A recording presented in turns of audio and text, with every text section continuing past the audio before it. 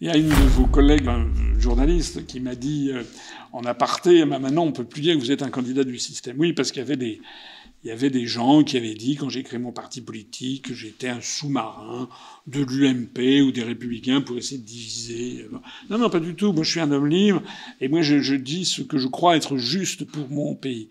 On en voit d'ailleurs les conséquences. Mais depuis que je n'ai pas eu mes parrainages, en fait, c'est pas mal du tout parce que sous un certain angle, parce que beaucoup de gens qui me suivaient d'un seul coup se sont dit en effet, il n'est pas dans le système. C'est pas un magouilleur. Je suis pas un magouilleur. Ils sont passés de 100 à 500 quant au nombre de parrainages, et il y a des pressions considérables qui sont exercées sur les maires. On le voit d'ailleurs. Les 3 premiers candidats arrivés après Emmanuel Macron, c'est-à-dire Madame Le Pen, Monsieur Mélenchon et Monsieur Zemmour, tous les 3 ont eu des difficultés, des très grandes difficultés, à avoir les parrainages. Et en réalité, c'est M. Bayrou qui s'est autoproclamé comme ça une espèce de Sainte Rita, patronne des causes désespérées. Et M. Bayrou s'est donc autoproclamé. Il a récupéré des parrainages en blanc des maires qui lui faisaient confiance et il les a attribués selon son bon vouloir, j'imagine, en connivence avec M. Macron. Puisque M. Bayrou a donc donné des parrainages à ceux à qui il en manquait, un petit peu à Madame Le Pen, quoique l'affaire soit débattue, parce que je crois que Madame Le Pen dit qu'elle n'y a pas eu recours. En tout cas, de façon certaine, à Monsieur Mélenchon, qui en fait n'en avait pas besoin puisqu'il a terminé à plus de 900. De façon certaine à Monsieur Zemmour. Et de façon certaine également à Philippe Poutou, qui en avait moins que moi et qui, d'un seul coup, en a eu plus de 500. Moi, j'ai eu Monsieur Bayrou au téléphone, personnellement. Je lui ai demandé qu'il me donne un coup de main comme il le donnait aux autres. Ensuite, il est resté très évasif. Ensuite, j'ai été en contact avec 2 députés de son entourage, où j'ai expliqué que j'étais le seul candidat pour proposer le Frexit, donc c'était une voix qui manquerait si je n'étais pas. En fait, c'était peut-être justement l'objectif recherché, puisque M. Bayrou ne m'a absolument pas donné le moindre coup de main. Le candidat qui a eu le plus de parrainage, c'est Mme Pécresse, qui en a eu plus de 2200. Elle a fait 4,7% des suffrages. Madame Hidalgo a dû avoir 1800 parrainages, quelque chose comme ça. Elle a fait 1,5. De telle sorte que ces 2 partis, le parti de Mitterrand et le parti de Chirac, qui sont en pleine nécrose, qui sont en fait en bord de la disparition, leurs 2 candidats cumulés ont fait 6,5%, mais ils ont siphonné quelque chose comme à peu près 4000 parrainages sur les 14 000 qui ont été distribués. Ça doit faire quelque chose comme 28% des parrainages, alors qu'ils ont eu que 6,5% des voix. Quand je vois le programme de Madame Le Pen, à part donc le RIC qui, à mon avis, serait irréversible, parce qu'il faudrait quand même aller expliquer ensuite aux Français qu'on leur retire le droit à avoir un référendum d'initiative populaire, ce que personnellement je soutiens depuis, je l'avais même dit déjà en 2012. Son programme est réversible. En revanche, chez Macron, le programme est largement irréversible. Voilà, et quand on voit, par exemple, la façon, par exemple, qu'il est en train de détruire la diplomatie française, avec le corps diplomatique, ça donne beaucoup de crédit à l'idée, exigée par les Allemands, que la France donne son siège permanent au Conseil de sécurité à l'Union européenne, c'est-à-dire en fait à l'Allemagne. Mais c'est une trahison, c'est vraiment la plus grande des trahisons possibles. Parce que le siège au Conseil de sécurité, tout le monde n'est pas forcément au courant, c'est ce qui fait de la France un des 5 membres, un des 5 pays. Il fait partie des grandes puissances depuis 1945. C'est grâce à De Gaulle qu'on a eu ce siège.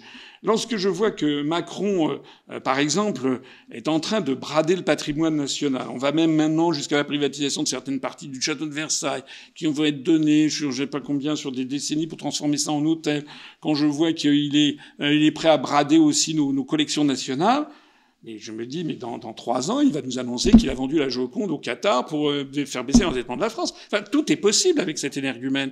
Bon, et les décisions qui sont prises beaucoup de ces décisions seraient irréversibles, comme par exemple l'affaire de ces vaccinations dont on parlait.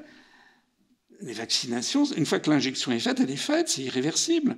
C'est pour ça que personnellement, je considère qu'il aurait fallu, on en a déjà parlé souvent, moi je ne suis pas contre la vaccination, mais je suis pour la liberté vaccinale. Et je pense que personnellement, je n'ai pas été vacciné, et je m'en félicite.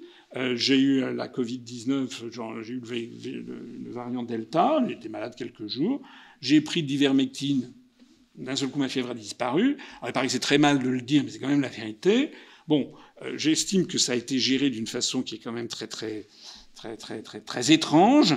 Et quand je vois que Macron pointe le bout du nez pour dire qu'il va rétablir peut-être le pass sanitaire, et puis qu'on ait des questions du ID wallet, ça c'est très très important aussi. Vous savez, c'est une création, d'ailleurs Thierry Breton, avant d'exercer ses fonctions de commissaire européen, a trempé dans ces sociétés du numérique en France, et qui ont participé à l'élaboration de ce système.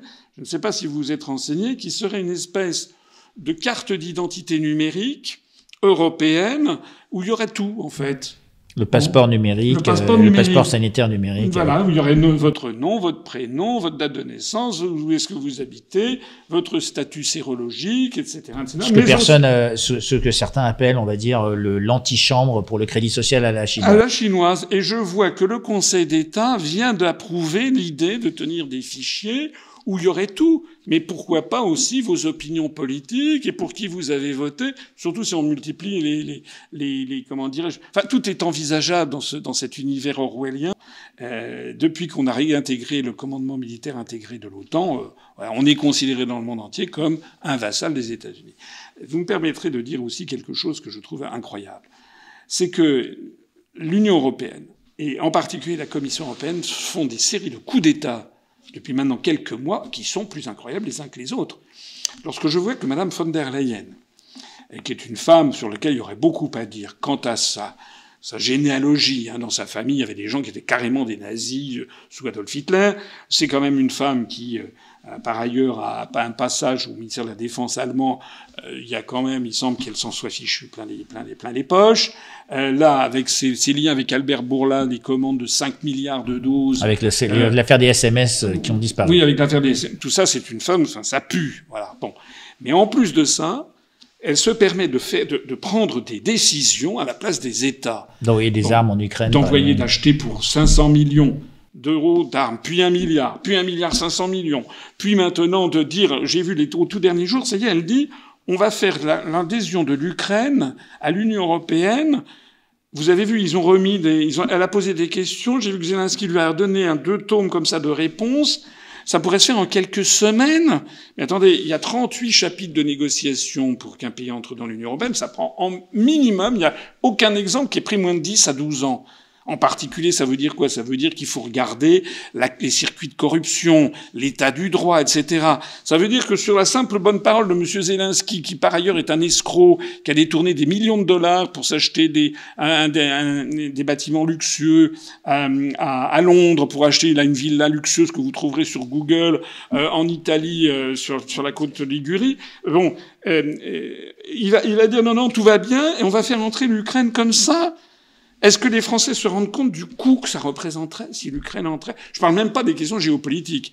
Je parle même pas que c'est inacceptable pour Moscou que l'Ukraine entre dans l'Union européenne. Mais est-ce qu'on se rend compte du coût en dizaines de milliards d'euros que ça représenterait pour le contribuable français? Et c'est Madame von der Leyen qui dit ça. Et là-dedans, qu'est-ce que fait Macron? Il est aux abonnés absents. Nous vivons une période où la Commission européenne, c'est pas possible. Donc cette procédure, on va dire accélérée, qui, si on prenait l'exemple de la vaccination, qui a eu une procédure accélérée d'autorisation, on pourrait faire un parallèle qu'il y a des procédures accélérées de par l'urgence de la situation en Ukraine. J'aime bien votre parallèle, je le trouve assez juste. C'est-à-dire que on bafoue toutes les règles et au nom du respect de l'état de droit en plus. C'est ça le plus extraordinaire. C'est quand je vois par exemple, ça vous dit, c'est d'un côté on a un virus qui est pas forcément mortel, de l'autre côté on a une situation où il y a une guerre, il y a des gens qui meurent. C'est quand même peut-être plus important de s'occuper d'une adhésion en urgence, non? Non mais on sait très bien que l'adhésion de l'Ukraine à l'OTAN, c'est impossible. Ou alors c'est la Troisième Guerre mondiale. Bon, alors certains peuvent protester. Je vois sur Internet des gens qui me disent « Vous avez l'esprit de Munich, et ci, et ci. » Mais qu'ils y aillent, ils savent ce que c'est qu'une guerre nucléaire. Ils sont déjà allés à Nagasaki ou à Hiroshima avec des bombinettes à l'époque, les bombes A. Maintenant, les bombes H, c'est 1000 fois Hiroshima.